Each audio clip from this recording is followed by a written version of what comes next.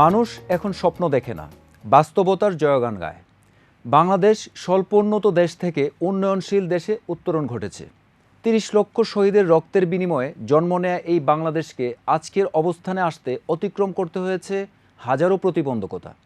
এই বিজয়ের মাসে বীর শহীদদের প্রতি শ্রদ্ধাভরে স্মরণ করে শুরু করছি আমাদের নিয়মিত অনুষ্ঠান উন্নয়নে বাংলাদেশ। আর সাথে আছি আমি মানসুর।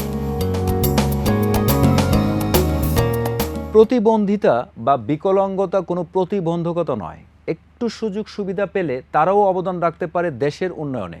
দর্শক, আজ আমাদের স্টুডিওতে উপস্থিত আছেন পক্ষাঘাতগ্রস্তদের পুনর্বাসন কেন্দ্র বা centre for rehabilitation of the paralysed সিআরপির প্রতিষ্ঠাতা ও কোঅর্ডিনেটর ভ্যালেরি এটেলর, এবং তার পাশেই আছেন এক্সিকিউটিভ ডাইরেক্টর মোহাম্মদ সোহরাব হোসেন এবং ড্রিম ফর ডিসেবিলিটি ফাউন্ডেশনের প্রতিষ্ঠাতা সভাপতি Hedayetul Aziz Munna.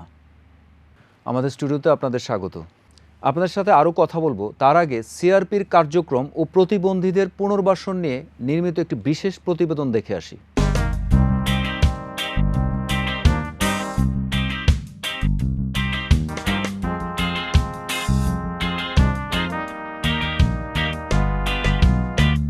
Centre for the rehabilitation of the paralysed প্রতিষ্ঠানটি সিআরপি নামেই পরিচিত।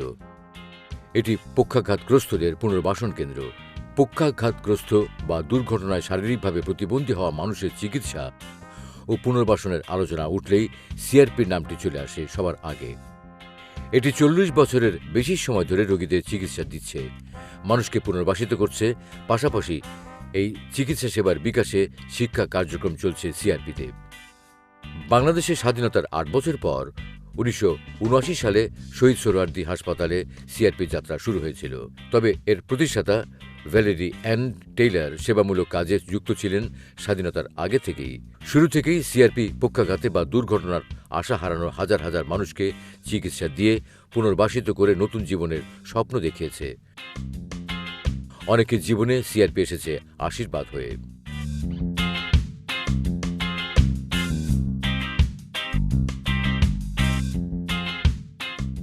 প্রতিবন্ধীদের আমি মনে করি একটা প্রধান একটা সেক্টর সিআরপি একটা এমন একটা জায়গা যেখানে হাজার হাজার লক্ষ লক্ষ প্রতিবন্ধীকে রিহ্যাবিলিটেশন করা হচ্ছে, তাদেরকে স্বপ্ন দেখানো হচ্ছে বড় করার জন্য, বড় হওয়ার জন্য, তাদের মনোবল যাতে ভেঙে না যায় তার জন্য বিভিন্ন কার্যক্রম করা হচ্ছে। এটার সম্পূর্ণ কৃতিত্ব এবং অবদান সিস্টার ভ্যালেরি টেইলর। আমরা ইনডোরে বছরে ৩.৫ থেকে ৪ হাজার প্রতিবন্ধী ব্যক্তিকে চিকিৎসা দিতে হয়। এর মধ্যে ম্যাক্সিমামই হুইল চেয়ার নিয়ে বাড়িতে যেতে হয়, এবং অনেকের হুইল চেয়ার কেনার মতো সামর্থ্য থাকে না।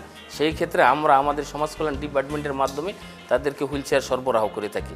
পাশাপাশি আমাদের এখানে ট্রিটমেন্ট দিতে আমাদের যে ১০০ দিনের টার্গেট থাকে, সেই ১০০ দিনের টার্গেটে প্রায় আমাদের ১,৫০,০০০ টাকার মতন আনুমানিক খরচ যায়। এর কিছু অংশ রুগীরা পরিশোধ করে, কিছু রুগী আছে ১ পয়সাও পরিশোধ করতে পারে না।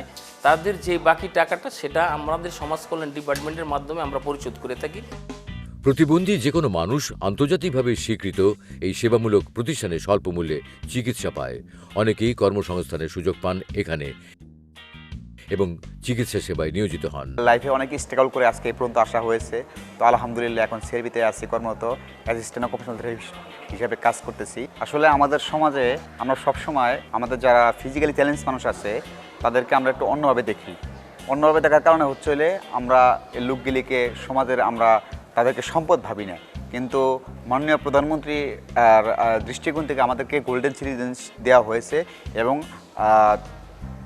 আপনি যদি এটা চিন্তা করেন যে যারা ফিজিক্যালি চ্যালেঞ্জ আছে এবং সুস্থ মানুষের সাথে যদি উভয় সমন্বয়ে কাজ করতে পারে, তাহলে আমাদের দেশের জিডিপি আরও বাড়ার সম্ভাবনা আছে। প্রতিবন্ধী এই মানুষগুলো সমাজের বোঝা নয়, একটু সুযোগ সুবিধা পেলে অবদান রাখতে পারে দেশের কল্যাণে। খুলনা আজম খান কমার্স কলেজ থেকে ম্যানেজমেন্টে অনার্স মাস্টার্স পাশ করি। তখন আসলে আমার কোনো হুইল চেয়ার ছিল না। আমার বন্ধু বান্ধবী আমাকে ঘাড়ে করে স্কুলে নিয়ে আসছে। আমি বড় বড় প্রতিষ্ঠানে চাকরি করেছি, যেমন ব্রাক ইন্টারন্যাশনালে আমি চাকরি করেছি, প্রশিকাতে চাকরি করেছি, the health pharma U limited ওষুধ কোম্পানি, সেখানেও চাকরি করেছি আমি, এনএসপিডি একটা জাতীয় অর্গানাইজেশন, সেখানেও আমি চাকরি করেছি। তারপরে শেষে এসে আমি একটা স্কুল প্রতিষ্ঠা করলাম, বিএসবি গোল্ড মাইন্ড স্কুল সাভারে জামসিংয়ে। এখানে এই স্কুলটা আমি চালিয়েছি, এখানে আমি বাচ্চাদেরকে পড়াশোনা করিয়েছি। আসলে প্রতিবন্ধী ব্যক্তিরা যদি ইচ্ছা করে, তাদের যদি মানসিক শক্তিটা থাকে, তারা যে কোনো প্রতিবন্ধকতাকে জয় করে তারা সামনের দিকে এগিয়ে যেতে পারে। এখানে অনেক প্রতিবন্ধী আছে যারা শিক্ষা, দক্ষতা ও চেষ্টায় প্রতিবন্ধকতাকে জয় করেছেন। তেমন একটি দম্পতি মনির ও পারভিন আক্তার। সংসার জীবনেও তারা সুখী। পুনর্বাসিত করার জন্য এখানে আনা হয় আমাকে। পরে পুনর্বাসন শেষে আমি এখানেই একটা বলতে গেলে এখানে চাকরি করতেছি এখন। এখানে আমি আউটডোর রিসেপশনে নিয়োজিত আছি। সেই পাশাপাশি এখানে এসেই আমি পারভিনের সঙ্গে পরিচয় হয় প্রথম। দেন পারভিনের সঙ্গে আমরা বিবাহ আবদ্ধ হয়ে এখন আমরা দুজন মোটামুটি একই সঙ্গে থাকছি এবং একই জায়গায় চাকরি করতেছি এবং একইভাবে আমরা আমাদের জীবনকে সামনের দিকে নিয়ে যাচ্ছি। যখন দেখা যায় আমরা দুইজনে একই অবস্থা, যখন আমি অসুস্থ হই আমার হাজবেন্ড বুঝে যে আমার কিভাবে সহযোগিতা করা লাগবে, কিভাবে সাহায্য করা লাগবে, কিভাবে আমি সুস্থ থাকবো, কিভাবে আমি ভালো থাকবো। প্রতিবন্ধী ব্যক্তিদের স্বাস্থ্য, পুনর্বাসন, শিক্ষা, কর্মসংস্থান ও বাহ্যিক পরিবেশ ফিরিয়ে দিতে নিরন্তর কাজ করে চলেছে এই প্রতিষ্ঠান। প্রতিবন্ধী শিশু দৈনন্দিন জীবনযাপন ও কর্মকাণ্ডের সহায়ক প্রশিক্ষণের ব্যবস্থা নেওয়া হয় এখানে। আছে একটি speech and language therapy unit. বিভিন্ন প্রকার স্নায়বিক সমস্যা, স্ট্রোক, মস্তিষ্কের আঘাত, প্যারালাইসিস ও ব্যথার জন্য এখানে রয়েছে বিশ্বমানের ফিজিওথেরাপি, অকুপেশনাল থেরাপি। আমরা আমাদের দুই ধরনের চিকিৎসার ব্যবস্থা সিআরপিতে দিয়ে থাকি, একটা ইনডোর, একটা আউটডোর। যাদের 4 হাত পা অবশ অথবা 2 পা অবশ, তার মানে কোমর থেকে নিচের অংশ অবশ অথবা 4 হাত পা অবশ, তারা শুধু আমাদের ইনডোরে ভর্তি থেকে চিকিৎসা নিতে পারে। আর আদার্স যারা আছেন তারা বাহির থেকে চিকিৎসা নেবেন, অর্থাৎ তাদেরকে আমরা ইন্ডিকেট করি আউটডোর পেশেন্ট হিসাবে। তো ইনডোরে যেটা থাকে, আমরা সাধারণত তাদের প্রতি আমাদের গুরুত্বগুলি বেশি দিয়ে থাকি। আমরা যেমন প্রতিটা পেশেন্টই আমাদের প্রায় মিনিমাম 100 দিন থাকে। আমরা 100 দিনের একটা টার্গেট নিয়ে ওদেরকে ভর্তি করি। কোনো রোগী এই সময়ের মধ্যে হয়তো তারা রিলিজ হয়ে বাড়িতে যেতে পারে, আর কিছু রোগী আছে অনেক দেরি হয়ে যেতে, কারণ কিছু কিছু রোগীর আমাদের প্রেশার শূন্যে আছে, শয্যাগত ঘা, পিছনে অনেক ঘা থাকে, ওই ঘাটা সেরতে অনেক সময় লাগে, যার জন্য তারা আমরা 100 দিনে তাদেরকে সম্ভব হয় না। এখানে শেখানো হয় কম্পিউটার, ইলেকট্রনিক্স মেরামত, tailoring, embroidery, shop management, nursery, poultry ও সেলুনের কাজ সহ নানা কিছু। লেখাপড়ার জন্য প্রতিষ্ঠা করা হয়েছে স্পেশাল নিডস স্কুল। এই সময়ের মধ্যে আমরা তাদের সাথে প্ল্যান করি যে আগে সে কি করত এবং ভবিষ্যতে কি করবে, এবং সে কি পূর্বের পেশায় ফিরে যাওয়া সম্ভব। যদি সম্ভব হয় তাহলে সে ফিরে যাওয়ার জন্য আমরা তাদেরকে নিয়ে কাজ করি, আর যদি সম্ভব না হয় তাহলে তার জন্য নতুন পেশার চিন্তা করি। কি করলে সে বাড়িতে গিয়ে কিছু করতে পারবে, তার এলাকায় কি ডিমান্ড আছে, কোন কাজটা করলে সে তার দ্বারা সম্ভব। এতে আমাদের এইটা বাস্তবায়ন করতে গিয়ে আমাদের কিছু প্রশিক্ষণের এখানে ব্যবস্থা আছে। আমাদের এখানে কম্পিউটার ট্রেনিংয়ের ব্যবস্থা আছে, ইলেকট্রনিক্স ট্রেনিংয়ের ব্যবস্থা আছে, সেলাই ট্রেনিংয়ের ব্যবস্থা আছে এবং দোকান প্রশিক্ষণ ব্যবস্থা, ট্রেনিংয়ের ব্যবস্থা আছে। এসব প্রশিক্ষণের মাধ্যমে আমরা তাদেরকে প্রশিক্ষিত করি। সিআরপি ছাড়াও দেশে আরও বেশ কিছু অঙ্গ সংগঠন বা প্রতিষ্ঠান আছে, তারাও প্রতিবন্ধীদের জীবনমান উন্নয়নে কাজ করছে। আমাদের কার্যক্রম হলো যে সমস্ত রোগীরা এখান থেকে চিকিৎসা পাওয়া যায়, চিকিৎসা পাওয়ার পরে বাড়িতে ফিরে যায়, তারা আমাদের সদস্য হয়। সিডাবের এরকম সদস্য আমাদের আছে 3000। এই সদস্যগুলির সাথে আমরা কমিউনিকেশান করি, আমরা যোগাযোগ রাখি, তাদের সুবিধা অসুবিধা যে কোনো কাজে আমরা তাদের কাছে আগে আসি এবং তাদের কথা শুনি। যেগুলি পারি আমরা এখান থেকে বিকাশে বা ইয়ের মাধ্যমে পাঠানোর চেষ্টা করি। আর যে সমস্ত জিনিসপত্র আমরা হুইল চেয়ার, তার সেলাই মেশিন, বিভিন্ন ট্রেনিং দিয়ে থাকি, সেই কাজগুলি আমরা এখানে করে থাকি এবং এখান থেকে আমাদের এগুলি দেওয়া হয়ে থাকে।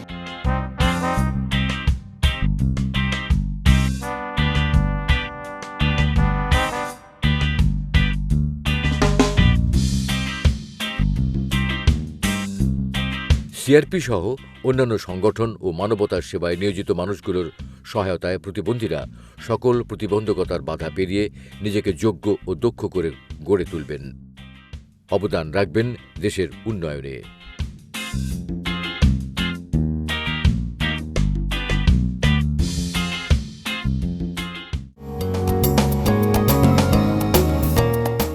ভ্যালেরি, আপনি বাংলাদেশে স্বাধীন হওয়ার আগেই 1969 সালে একজন স্বেচ্ছাসেবী হিসাবে বাংলাদেশে এসেছিলেন। তৎকালীন বাংলাদেশের সফর সম্পর্কে জানতে চাই। আমি প্রথম আপনার দর্শককে একটা কথা বলতে চাই যে আমি খুব দুঃখিত, আমার বাংলা ভালো না, আর সেই জন্য আমি আরও ইংরেজি কথা বলবো। Thank you for your comment on when I came to Bangladesh. I came with a voluntary organisation, and the choice had been 15 months or 2 years. And I remember thinking, I might not like East Pakistan, so why would I say 2 years? I'll be a little off on the safe side. I'll say that I'll go for 15 months. And now, more than 50 years later, I find I'm still in Bangladesh, and realise that I wasn't very good at planning, but it was a most incredible start to this long period of time, because it was a very beautiful place. Chandragona, the Christian hospital there, on the banks of the Karnafuli River, very, very beautiful indeed, and very exciting. My job description was to start a physiotherapy department in the general hospital, to start one in the leprosy hospital, and to try and train a physiotherapy assistant to take over from me. So that was the start of my long journey here. So, Executive Director of CRP. সিআরপির প্রতিষ্ঠা লগ্ন থেকে প্রতিবন্ধী মানুষের কল্যাণে কাজ করে যাচ্ছে। একই সাথে দেশে বিদেশে অনেক কর্মীর কর্মসংস্থানের সুযোগও সৃষ্টি হয়েছে। বর্তমানে এই প্রতিষ্ঠানের মাধ্যমে কি কি সেবা প্রদান করে থাকেন? CRP, the centre for the rehabilitation of the paralysed, বাংলাদেশে প্রায় 40 বছর আগে প্রতিষ্ঠিত হয় ডক্টর ভ্যালেরি টেইলর এর মাধ্যমে। আজকে সিআরপি বৎসরে প্রায় 80,000 রোগী দেখে, এবং এটি একমাত্র একটা প্রতিষ্ঠান প্রতিবন্ধীদের পুনর্বাসনের জন্যে, বেসরকারি প্রতিষ্ঠান যেখানে এত বৃহৎ আকারে পুনর্বাসন দেওয়া হয়। আপনারা জেনে খুশি হবেন যে এখানে 4 জন রোগী নিয়ে যে প্রতিষ্ঠান চিকিৎসা শুরু করেন ডক্টর ভ্যালেরি টেইলর, সেখানে আজকে 80,000 রোগী বছরে দেখা হয়। শুধু তাই না, সিআরপিতে হসপিটাল বেসড পুনর্বাসন, কমিউনিটি বেসড পুনর্বাসন, শিক্ষা প্রতিষ্ঠান, এবং দেখেন যে এই পুনর্বাসনের জন্যে যে জনগোষ্ঠী প্রয়োজন সেটাও সিআরপিতে প্রশিক্ষণ দেওয়া হয়, যেমন physiotherapist, occupational therapist, speech therapist, speech and language therapist, প্রস্থেটিস্ট and orthotist. এই প্রশিক্ষণগুলো ঢাকা বিশ্ববিদ্যালয়ের অধীনে সিআরপিতে দেওয়া হয়, এবং এখানে একটা টিম কাজ করে যাতে একজন মানুষ চিকিৎসা, পুনর্বাসন, তার শিক্ষা, তার অধিকার এবং সমাজে যেন সে নতুন করে ইন্ডিপেন্ডেন্টলি বাঁচতে পারে, সেই প্রশিক্ষণটা সিআরপিতে দেওয়া হয়, এবং এই জন্য সবগুলো ব্যবস্থাই এখানে করা আছে আর কি। মুন্না, সফল প্রতিবন্ধী ব্যক্তি হিসাবে মাননীয় প্রধানমন্ত্রীর কাছ থেকে আপনি পুরস্কার পেয়েছেন, তো আসলে পেছনের গল্পটা কি? আপনারা নিশ্চয়ই জানেন যে আমি 2008 রোড অ্যাক্সিডেন্টে স্পাইনাল কর্ড ইনজুর্ড হই। স্পাইনাল কর্ড ইনজুর্ড হয়ে দীর্ঘদিন আমি হাসপাতালে কোমায় ছিলাম। আমি যখন ঢাকা হাসপাতাল থেকে আমাকে যখন সিআরপিতে পাঠানো হয়, আপনারা জানেন centre for the rehabilitation of paralysed, ওইখানে আমি পুনর্বাসিত হই। ওইখান থেকে যখন আমি চেষ্টা করি যে না, আমিও হুইল চেয়ারে এই নতুন করে আমি মানে জীবন তো থেমে থাকে না, নতুন করে বাঁচবো, সেই বাঁচার স্বপ্নটা যখন সিআরপি আমাকে একটা ওয়ে তৈরি করে দেয়, ওইটা নিয়ে আসলে পথ চলতে চলতে আমি একটি প্রতিবন্ধী ব্যক্তিদের নিয়ে কাজ করা শুরু করি। ড্রিম ফর ডিসেবিলিটি ফাউন্ডেশন আমি একটি অর্গানাইজেশন করি, সেখানে আমি প্রতিষ্ঠাতা সভাপতি, এবং ওইখানে স্পোর্টস, ডিসেবিলিটি স্পোর্টস নিয়ে আমি কাজ করে থাকি। আসলেই ইন্টারন্যাশনালি এবং ন্যাশনালি অনেক স্পোর্টসে আমরা দক্ষতার সাথে আমার নেতৃত্বে এই দেশকে লাল সবুজের পতাকা তুলে ধরতে সক্ষম হই। আর সেই জন্যে আসলেই আমি কতটুকু সফল ওইটা আমি বলবো না, কিন্তু মাননীয় প্রধানমন্ত্রীর হাত থেকে আমি আসলে গর্বিত, এবং এই ছোট্ট এই জীবনে হ্যাঁ আমি এত বড় একটি পুরস্কার, এটা আমার জন্য বড় প্রাপ্তি। নিঃসন্দেহে এটা সিআরপির একটা বড় অবদান। Definitely. G Valerie, just as Mother Teresa was engaged in the service of humanity, you are also engaged in the service of humanity. In recognition of this, you have been awarded in the Independence Award, which is the highest and biggest state award of the government of Bangladesh. How much does receiving the award inspire you? I think it inspires anybody who receives that sort of award. But I want to say I think it's misplaced by being given to me, because I think when I look at our patients, people struggling all their lives with disability, with weakness of their limbs, I feel that the awards should go to them because they are the ones who inspire us, challenge us, and of course anybody receiving such a thing is very thrilled about it and very encouraged. বর্তমানে ঢাকা ছাড়াও সিআরপির শাখা কোথায় কোথায় রয়েছে, সেখানে কার্যক্রমগুলো কিভাবে পরিচালিত হচ্ছে? আমাদের উদ্দেশ্য হচ্ছে যে রোগীগুলো গ্রাম থেকে কষ্ট করে ঢাকাতে আসে তারা যাতে সেবাটা তাদের কাছাকাছি কোথাও নিতে পারে। জি, তো এই জন্য আমাদের অনেকগুলো সেন্টারই হয়েছে, যদিও আমাদের অবজেক্টিভ ছিল যে প্রতিটা ডিভিশনে অ্যাটলিস্ট যাতে একটা করে সেন্টার থাকে। তো এখন আপনার অন্যতম হচ্ছে বরিশাল, রাজশাহী, চিটাগাং, ময়মনসিংহ এবং এরকম সহ ঢাকা সহ 12টা জায়গা সেন্টার, 12টা, এবং এটি সিআরপির আদলেই তৈরি করা, এবং উদ্দেশ্য হচ্ছে যে তারা যাতে এই সেবাটা, পুনর্বাসন সেবাটা সেখানেও একইভাবে পায়। জি, যদিও আমাদের ভ্যালেরি টেইলর এর পরিকল্পনা, আমাদের পরিকল্পনা যে ভবিষ্যতে সাভারের মতো রিজিওনাল সেন্টার, যেমন আপনার একটা হচ্ছে উত্তর বাংলা, যেটা আমাদের বাংলাদেশের উত্তর সাইডে, আর একটা হচ্ছে দক্ষিণ সাইডে, যেটা হতে পারে যেমন ধরেন চিটাগাং, আর একটা হতে পারে রাজশাহী, যে আরে রিজিওনাল সেন্টারগুলো সেভাবে করা যাতে সাভারের মতো করে সেখানে আদলের সেবাটা আমরা দিতে পারি। মুন্না, আপনি ডিসেবিলিটি স্পোর্টস নিয়ে বেশ সুনামের সাথে বাংলাদেশে দীর্ঘদিন ধরে কাজ করছেন। ইতিমধ্যে জাতীয় আন্তর্জাতিকভাবেও বেশ কিছু স্বীকৃতি আপনি পেয়েছেন। তো এই যে একটা ডিফারেন্ট ট্র্যাকে আপনি কাজ করে বেশ সফলতা পেয়েছেন, এই ব্যাপারে আপনার মন্তব্য জানতে চাচ্ছি। আমি বেসিক্যালি যখন সিআরপি থেকে পুনর্বাসিত হয়ে ব্রাহ্মণবাড়িয়া যাই, ব্রাহ্মণবাড়িয়া যাওয়ার পরে ব্রাহ্মণবাড়িয়ার সকল মানুষের একটি ভালোবাসা ছিল, স্পেশালি আমার পরিবার, আমার মা বাবা, ভাই বোন, আমার ওয়াইফ থেকে শুরু করে আমার আত্মীয় স্বজনদের একটা ভালো সাপোর্ট ছিল।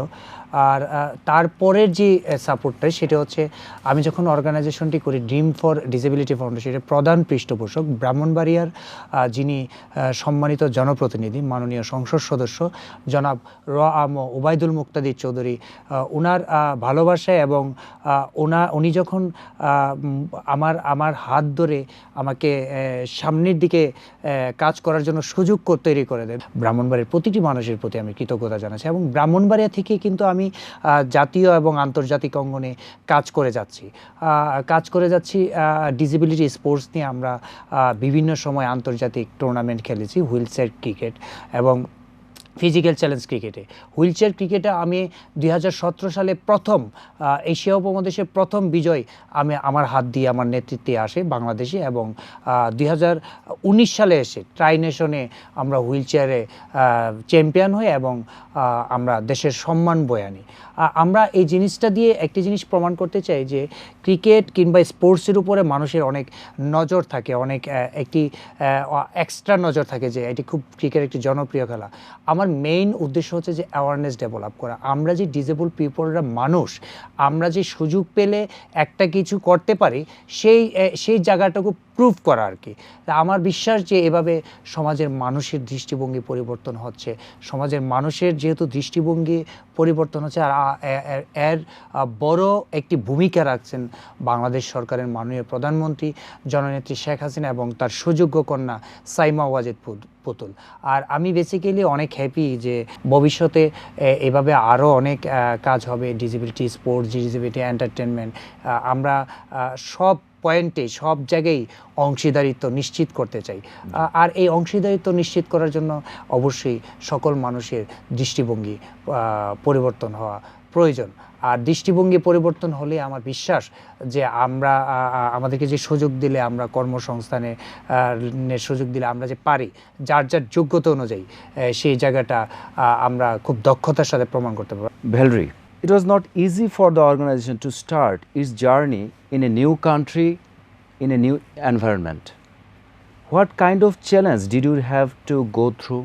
Things could certainly be difficult, it's true.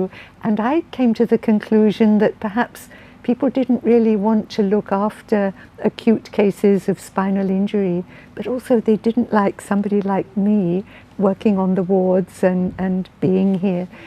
And so I used to face quite often a list of charges which were really designed to remove me.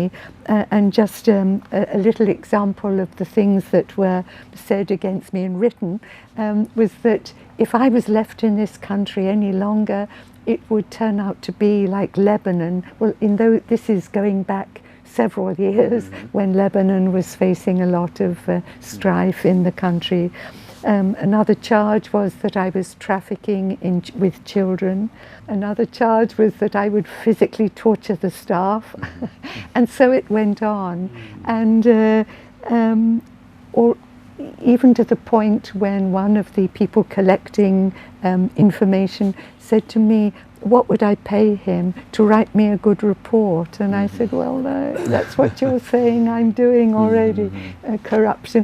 But so there were difficulties, but I suppose I'm very lucky because I am an optimist and I find all those dark days are way behind me, and I never really stop to think of them unless I'm answering a question like yours.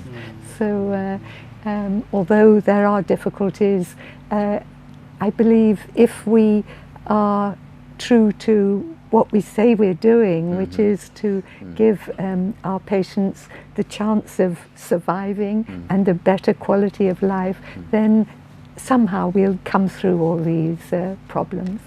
That sounds good. EDCRP শুধু তো প্রতিবন্ধী মানুষের চিকিৎসা সেবা প্রদান করেন না, এছাড়াও সেখানে হয় কম্পিউটার, ইলেকট্রনিক্স মেরামত, টেইলরিং, এমব্রয়ডারি, নার্সিং, পেস্ট্রি ও সেলুনের কাজ সহ নানা কিছু। লেখাপড়ার জন্য প্রতিষ্ঠা করা হয়েছে স্পেশাল নিডস স্কুল। এসব উদ্যোগে আপনারা কতটা সফল?